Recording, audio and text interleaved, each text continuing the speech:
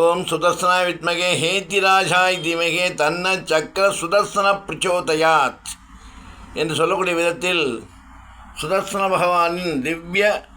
அலங்கார சேவை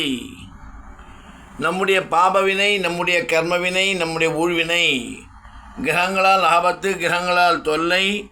பாதிப்பு, நலி இவை அனைத்தும் இல்லாமல் காக்கக்கூடிய சுதர்சனமூர்த்தியை உங்கள் சார்பில் இந்த பிரம்ம முகூர்த்தத்தில் பிரார்த்தனை செய்து சங்கல்பித்து நோயில்லாமல் பயமில்லாமல் உங்கள் வாழ்க்கை அமைய வேண்டும், அமைத்து கொடுக்க வேண்டும் என்று உங்கள் குடும்பத்தில் அனைவரின் சார்பில் பிரத்யேகமாக